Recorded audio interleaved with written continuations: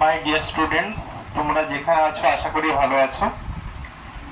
আজকে আমি তোমাদের ফিউচার টেন্সের গঠনগুলো দেখাবো এবং এরপর থেকে আমি বিভিন্ন চাকরির পরীক্ষায় ডাব্লিউবিপি, কেপি এবং যত এক্সাম আছে ডাব্লিউবিসিএস, সেখানে যেমন কোশ্চেন হয় সেই কোশ্চেনগুলো নিয়ে আলোচনা করব। চলো আজকে আমরা ফিউচার টেন্সের গঠনগুলো দেখে নিই। আমার ভিডিও রেগুলার পেতে তোমরা অবশ্যই লাইক, কমেন্ট এবং সাবস্ক্রাইব করতে ভুলবে না। চলো শুরু করি।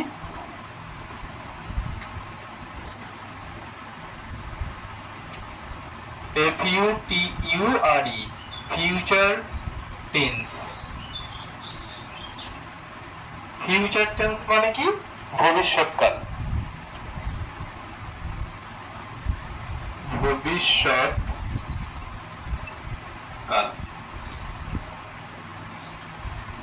আজকে আমরা ফিউচার টেন্সের চারটে ভাগেরই গঠনগুলো আলোচনা করব। প্রথমে তাহলে কি আছে? ফিউচার ইনডিফিনাইট,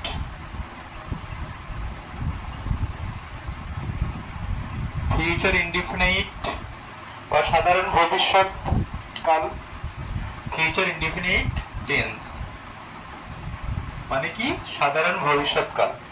ফিউচার ইনডিফিনাইট টেন্সের অ্যাসারেটিভ সেন্টেন্সের প্রথম গঠনটা কি দেখে নি। প্রথমে আমরা ইউজ করব সাবজেক্ট, তারপরে কি বলবে? শ্যাল অথবা উইল প্লাস ভার্বের প্রথম রূপ প্লাস অবজেক্ট বা কমপ্লিমেন্ট যা থাকবে। ওকে, তাহলে আমরা ফিউচার ইনডিফিনিটের ক্ষেত্রে প্রথমে সাবজেক্ট ব্যবহার করব, তারপরে শ্যাল, উইল, তারপরে ভার্বের প্রথম রূপ এবং অবজেক্ট ব্যবহার করব। তাহলে একটা উদাহরণ লেখো, এক্সাম্পল লেখো। এক্সাম্পল,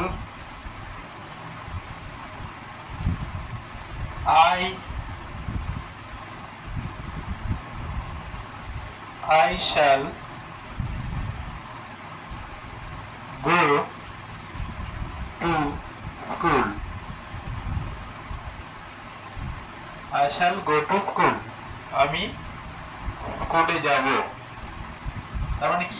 এখনো যাইনি, আমি যাব। তার মানে ফিউচার বোঝাচ্ছে, ভবিষ্যতে কাজটা হবে বোঝাচ্ছে সাধারণভাবে। তাই এটা কি? Future indefinite. তাহলে প্রথমে দেখো সাবজেক্ট আই, এই সেন্টেন্সটাতে শ্যাল উইলের মধ্যে যে কোনো একটা ইউজ হবে। তাই এখানে কি বলেছে? আই এবং উইলের সঙ্গে আমরা জানি শ্যাল বসে, তাই এখানে শ্যাল ইউজ হয়েছে। তারপরে দেখো ভার্ব, যাওয়া ইংরেজি কি? গো। গো ভার্বের প্রথম রূপ এখানে ইউজ করলাম। তারপরে কোথায় যাচ্ছি? স্কুলেতে, তাই টু স্কুল, ওটা এখানে প্রিপজিশন।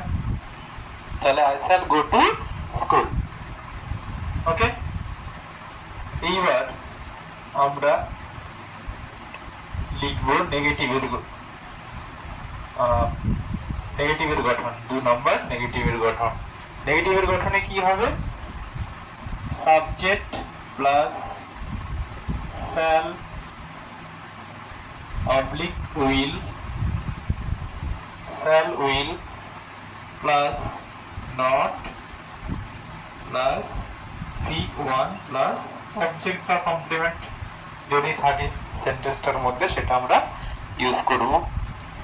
তাহলে একটা এক্সাম্পল দেখা যাক।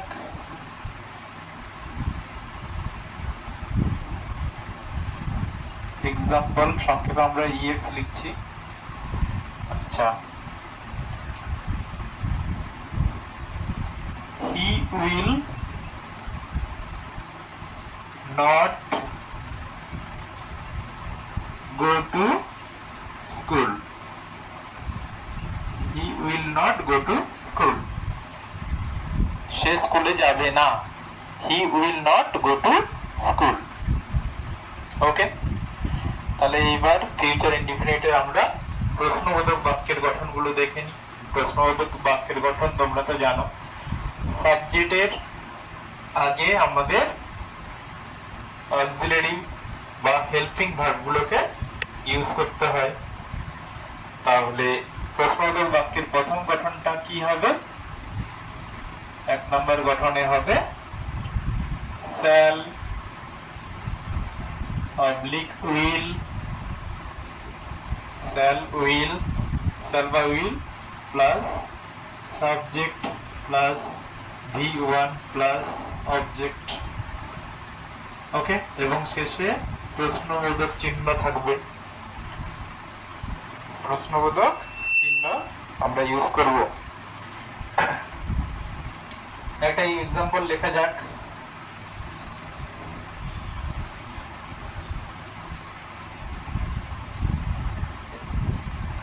shall we go to the fair? F-A-I-R, fair মানে কি? মেলা। shall we go to the fair tomorrow?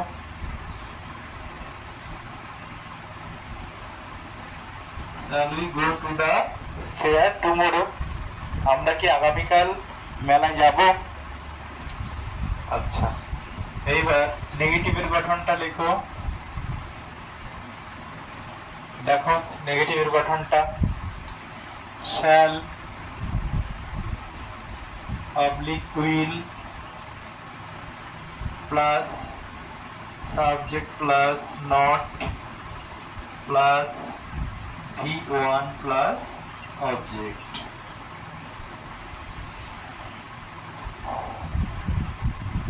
Example लिखो।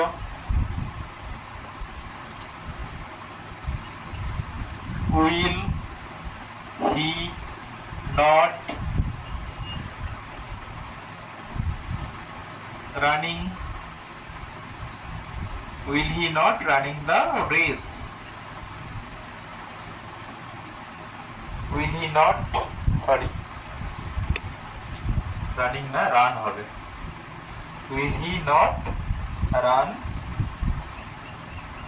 the race?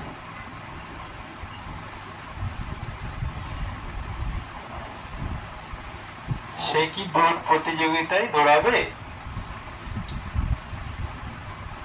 তাহলে will he not run the race? সে কি দৌড় প্রতিযোগিতায় দৌড়াবে না? ওকে, আশা করি তোমরা বুঝতে পেরেছো। যদি একটু তাড়াতাড়ি হয়ে যায় তোমরা পজ করে নেবে, পজ করে লিখে নেবে, ঠিক আছে? আচ্ছা, তারপরে চলো ফিউচার কন্টিনিউয়াস টেন্সের গঠনগুলো আমরা দেখব।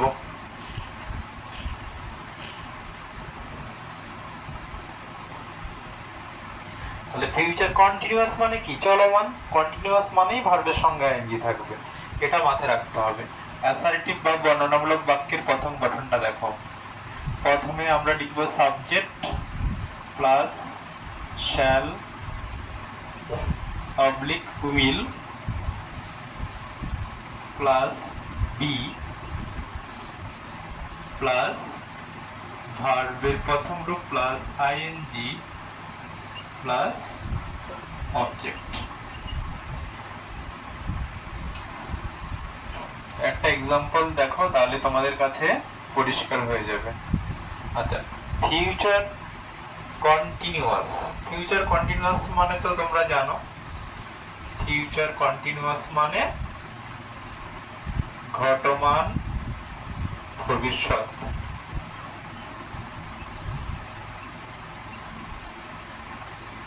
ফিউচার কন্টিনিউয়াস ঘটমান ভবিষ্যৎকাল। তাহলে একটা এক্সাম্পল লিখি,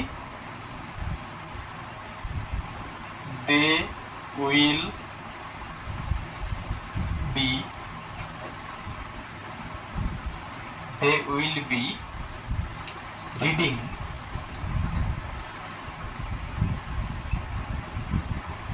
a book, they will be reading a book। তারা একটা বই পড়িতে থাকিবে। ওকে, 2 নাম্বার নাবাচকের গঠন লিখি আমরা, তাহলে কি হবে, সাবজেক্ট প্লাস, তোমরা জানো শুধু একটা নট ইউজ হবে অক্সিলারি ভার্বের পরে, তাহলে সাবজেক্ট প্লাস কি shall oblique will plus not plus be plus B1 plus ing plus object.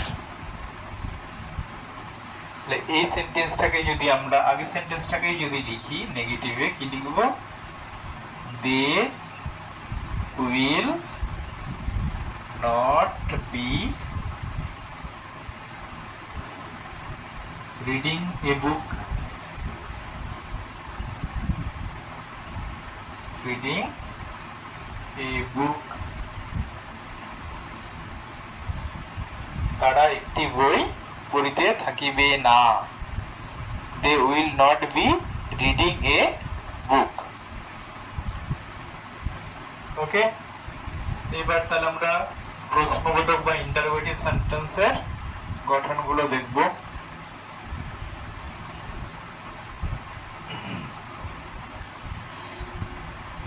দেখো ইন্টারোগেটিভ বা প্রশ্নবোধক বাক্যের প্রথম গঠনটা দেখো, অবশ্যই শ্যাল উইল আমরা আগেই লিখব, যেহেতু প্রশ্নবোধকের আগে প্রশ্নবোধক বাক্যের ক্ষেত্রে সাবজেক্টের আগেই অক্সিলারি ভার্বগুলো ইউজ হয়। তাহলে shall will plus subject plus be plus verb plus ing plus object। একটা एग्जांपल লেখা যাক।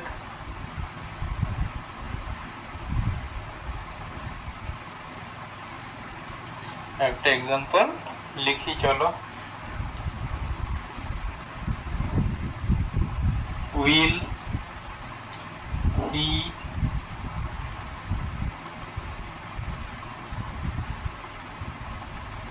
buying, will he buying, B-U-Y-I-N-G, buy মানে ক্রয় করা বা কেনা, তাহলে will he buying, will he be buying, sorry এখানে বি হবে, যাহলে গঠনের ক্ষেত্রে কি সাবজেক্টের পরে বি বসবে কন্টিনিউয়াসে, তাহলে will he be buying, B-U-Y-I-N-G, buying a new car, a new car, সে কি একটি নতুন গাড়ি কিনিতেছে। ওকে, এবার নাবাচকের গঠনটা লেখো, শ্যাল উইল অবশ্যই, তারপরে সাবজেক্ট প্লাস নট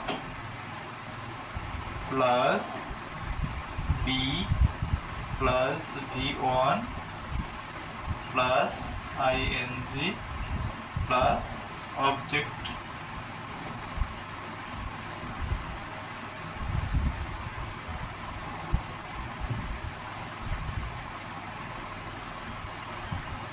একটা एग्जांपल লেখো। Example will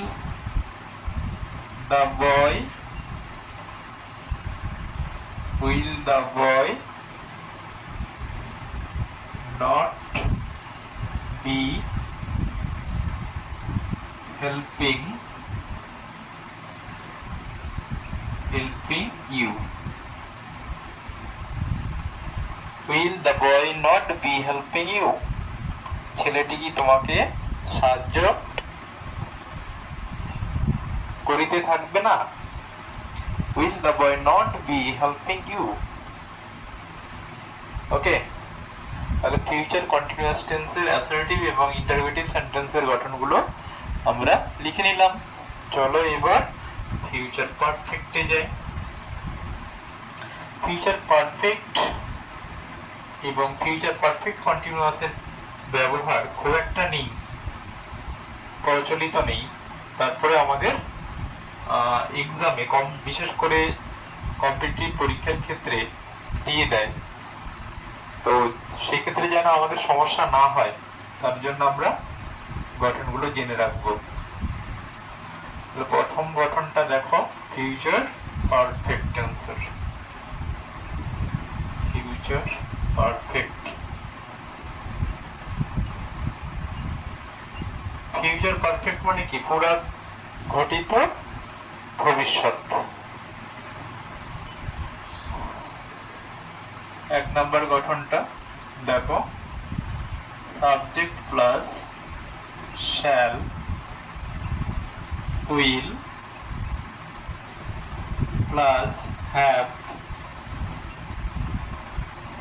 plus V3 plus object. Perfect tense মানেই কি?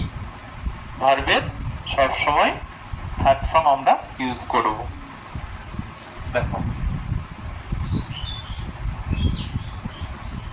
এক্সাম্পল লেখো, রবি will have done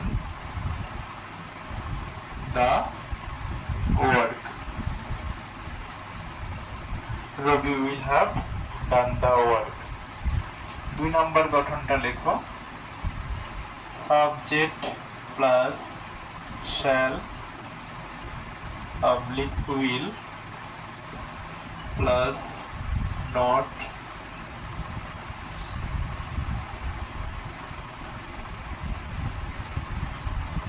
plus have plus V3 plus object. একটা এক্সাম্পল লেখো,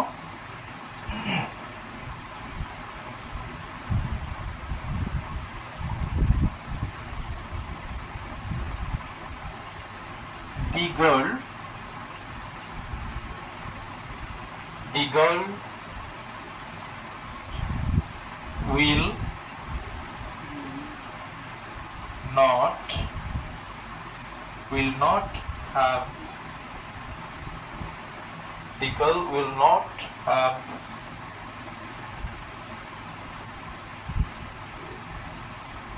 sung the song.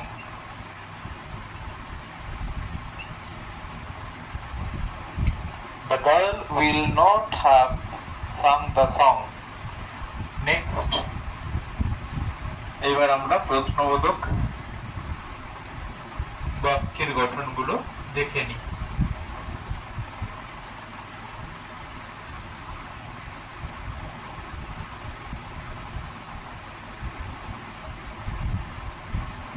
এক নম্বর গঠনটা দেখো, shall will plus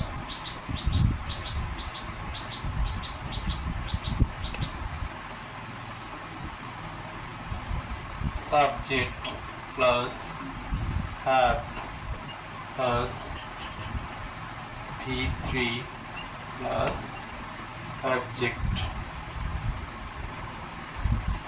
একটা এক্সাম্পল কুইকলি লেখা যাক, shall we have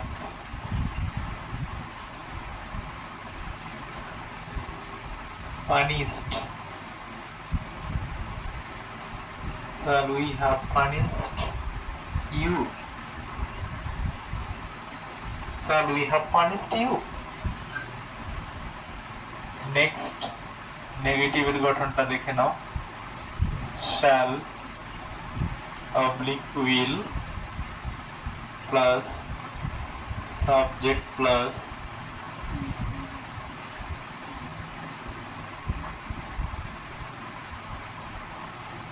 shall will plus subject plus not plus have plus V3 plus object. একটা উদাহরণ লেখো,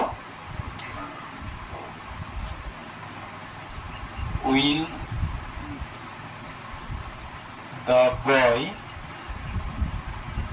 will the boy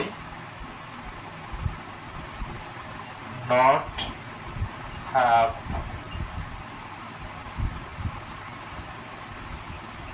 done the work?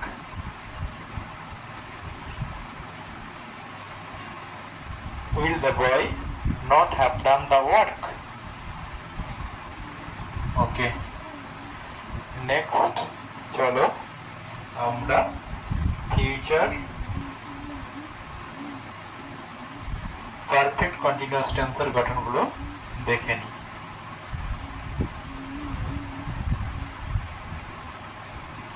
Future perfect continuous tense.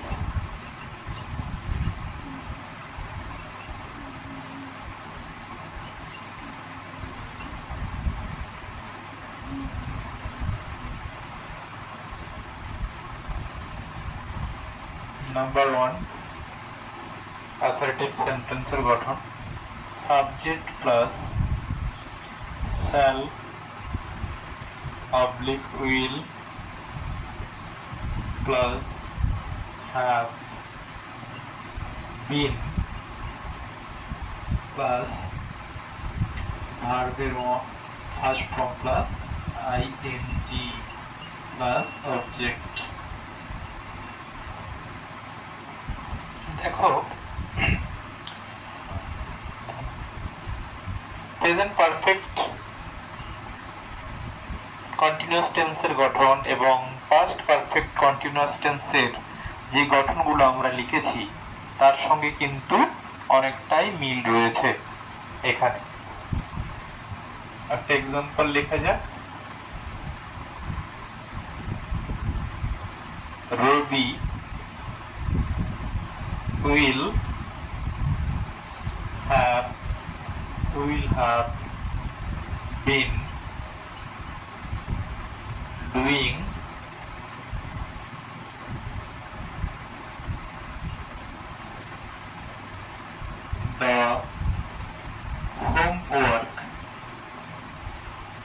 the homework. Ravi will have been doing the homework. Next, 2 number গঠন দেখো। Subject plus shall oblique will plus have plus not been plus v1 plus object। Sorry, এখানে question mark হবে না, full stop হবে। Assertive সেন্টেন্সের গঠন। একটা example লেখো।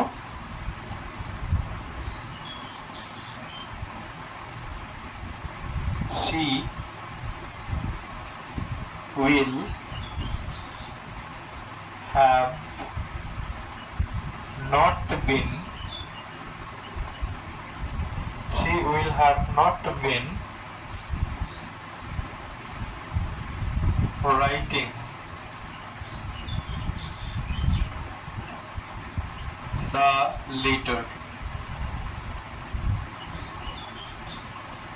writing the letter.